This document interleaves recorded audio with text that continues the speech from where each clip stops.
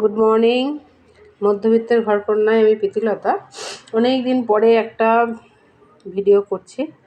সে ভিডিওটা হচ্ছে, অনেকেই বলেছে দিদি কিভাবে ফলসটা তুমি যে লাগাও, কাপড়টা কোঁচকায় না, বেশ সুন্দর মানে পাটে পাটে পড়ে, ফুলে থাকে না। তো এটার রহস্যটা কী?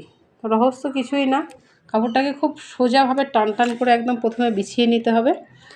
এবং আমি দুদিকেই হাত দিয়ে সেলাই করি, এদিকেও তাই এদিকেও তাই।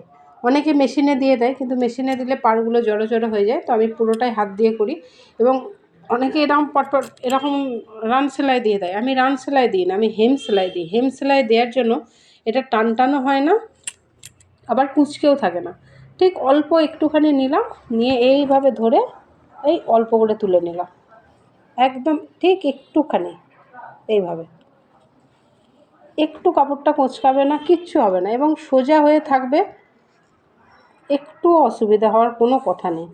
ঠিক এইভাবে যদি সবাই করতে থাকে খুব ভালো হবে। কারণ অনেকেই শাড়িটা যেই পরে পিছনটা উঠে যায়, মুড়ে যায়, সামনের দিকের কুচিটা ফুলে থাকে, কিছুতেই সেট করতে পারে না। তার কারণ হচ্ছে কাপড়টাকে প্রথমে সোজা করে পেতে নিতে হবে, কুঁচকানো চলবে না, এবং টান টান করে নিতে হবে। এবং হাতে বসালে সব থেকে ভালো। অনেকে মেশিনে দিয়ে দেয়, কিন্তু মেশিনের সুতো টান টান হওয়ার জন্য ভালো করে সেট হয় না। তো এইভাবে কেউ যদি হাতে করে হেম হেম করে হেম দিতে হবে, সোজা রান সেলাই দিলে অত ভালো হয় না এবং দেখতেও বাজে লাগে। কিন্তু ছোটো ছোটো করে হেম সেলাই যদি দেওয়া হয় তাহলে কিন্তু খুব সুন্দর হবে সেলাইটা। ঠিক এইভাবে একটুখানি তুলে নিয়ে একদম এরকমভাবে টেনে দেওয়া।